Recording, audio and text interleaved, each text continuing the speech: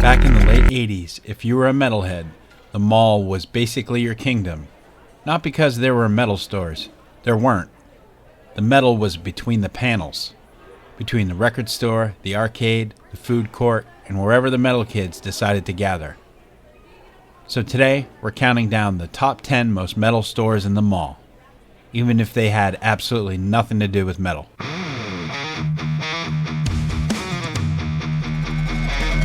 But honestly, nothing says metal like a frothy devil holding your orange. Number 10. Suncoast movie retail stores. Not to be confused with rental stores like Blockbuster. Suncoast or FYE, depending on where you lived, this was the ultimate mall metal hub. Walls of VHS tapes, cassettes, CDs, concert movies, band documentaries, horror flicks, and even those weird soundtracks that somehow made sense. You could wander for hours, discovering a Slayer live tape next to a Star Wars release, or that weird European metal import that nobody else had. Suncoast wasn't just a store, it was where your metal obsession, your movie obsession, and your future VHS hoarding habit all collided into glorious chaos. Number 9. The Gap. Number 9 is The Gap. The main reason you went here? Check out the scene. Who was hanging? Who was rocking what? Who was a mall hero? Secondary reason? Grab a comfy jean jacket or a pair of jeans that actually let you move when you tried to thrash around the arcade. Gap denim? Softer, more flexible, somehow instantly more metal than Sears Dockers. And I'm not sure if this is true, but back in the day, the metalhead girls swore Gap jackets made for the best back patches. The ultimate canvas for your band loyalty. But here's the important part. You had to make sure nobody else saw you hanging out at the Gap. It was almost like Fight Club. The less people knew you were there, the cooler you were. This was the mall's casual, social denim power metal spot, where style, secrecy, and metal attitude quietly collided. And if anybody denies it, it's just part of that deal that you can't talk about it, so.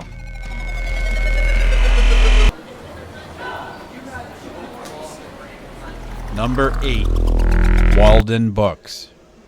This was the hidden lair of mall metal kids who wanted something darker than the food court or the arcade.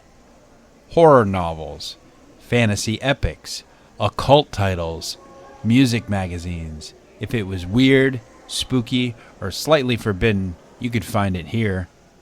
You could wander the aisles for hours, flipping through pages, discovering the lore behind your favorite bands or maybe a new band you've never heard of.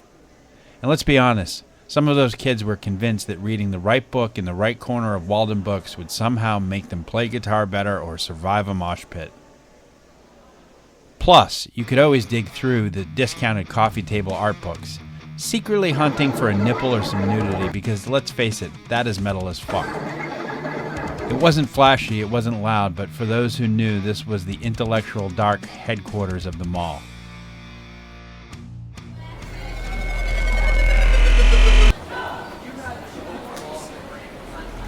Number 7. Spencer Gifts.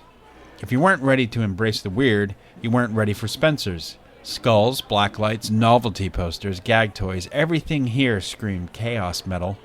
For many kids, this was the closest thing to a real metal store in the mall. You wander the aisles, grab a glow-in-the-dark skeleton, pick up a $3 poster of some weird band you never heard of, and then you feel like you just leveled up. And let's be honest, half the fun was watching people's faces as you laughed at the weird, gross, over-the-top merch. Spencer Gifts, loud, obnoxious, chaotic, pure metal mall energy.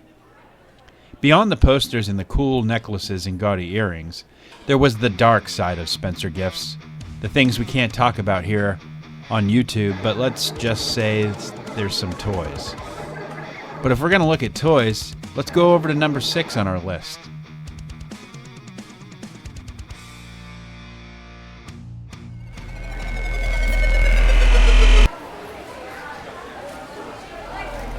Number 6.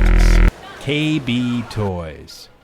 On the battleground for mall supremacy. This is where your inner metalhead met your plastic chaos. Tiny guitars, foam swords, action figures, and every overpriced toy you could imagine lined the shelves. Somehow it all made sense.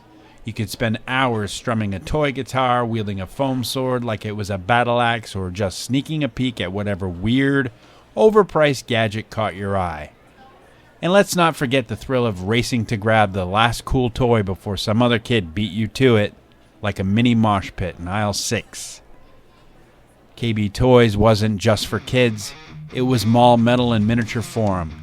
Chaos and adrenaline packaged in plastic and cardboard. If you survived Spencer Gifts and made it here, you were officially deep in the mall metal experience.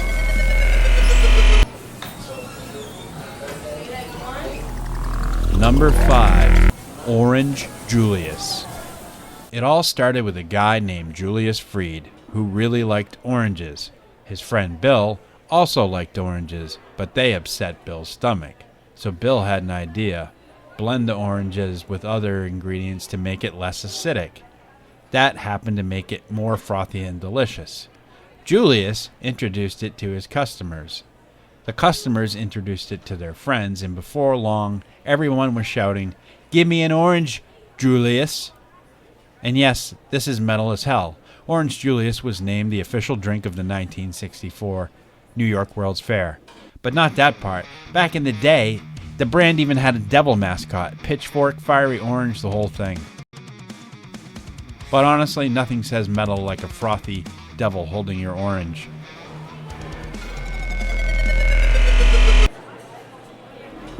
Number 4, Radio Shack.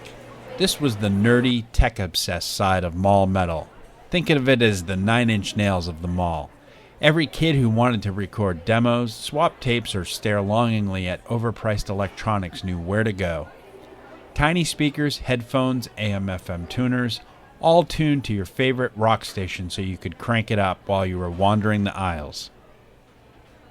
And yes, Radio Shack was the unofficial hub of tape trading, where every metal kid hoped to score that one elusive demo, mixtape, or cassette that no one else had. Soldering kits, tiny radios, early computers, and the best part, microphones, homemade PA systems, reverb units, DIY kits that could turn your boombox into a full-blown amp for your pawn shop guitar. You could be playing electronic guitar on a boombox for less than $100, and it actually sounded like you were on stage, kind of. Because nothing screams mall metal like building your own chaos machine while listening to Anthrax.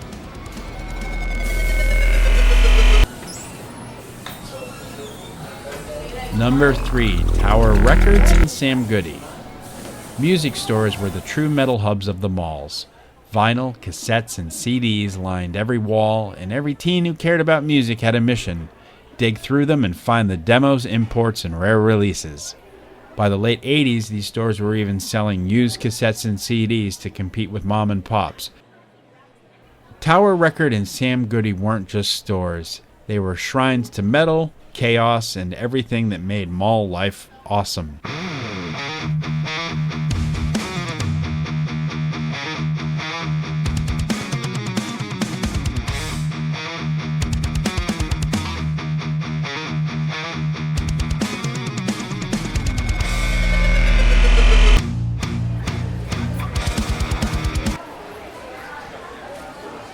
Number 2, the mall arcades. The mall arcade was the ultimate battlefield for mall metal. Lights flashing, joysticks, quarter after quarter feeding the machines. It was chaos, energy, pure adrenaline. Space Invaders, Defender, Robotron 2084. Every cabinet a challenge, every high score a badge. And let's not forget the noise. Synth beeps, arcade soundtracks, metallic riffs blasting from pinball machines, all of it feeding the metal imagination. The arcade wasn't just a place to play games. It was where strategy met chaos, skill met luck, and every kid got to be a champion of the mall, even if for only a few quarters. By the late 80s and 90s, fighting games exploded onto the scene, popping up in arcades and even bowling alleys. Metalheads, jocks, and every other challenger crowded around Mortal Kombat and Street Fighter II cabinets. It was mayhem, energy, and pure metal in motion.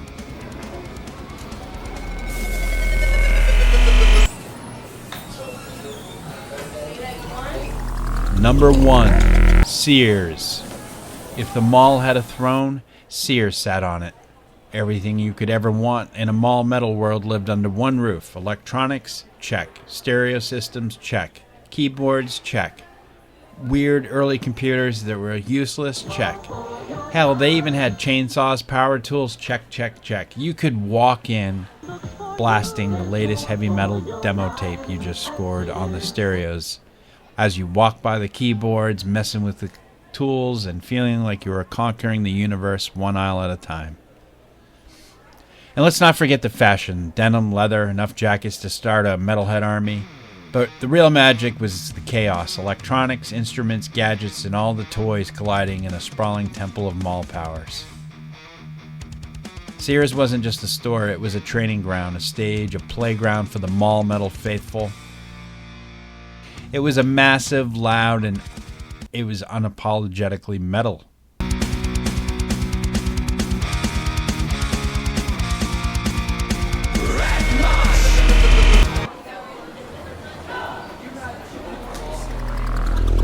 Those were the top 10 most metal stores in the mall.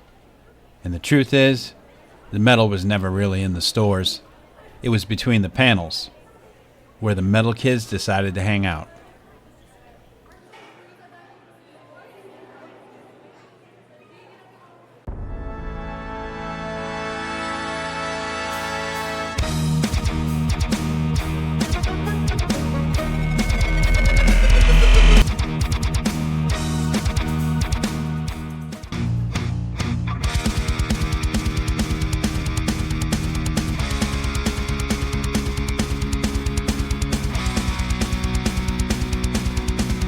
But honestly, nothing says metal like a frothy devil holding your orange.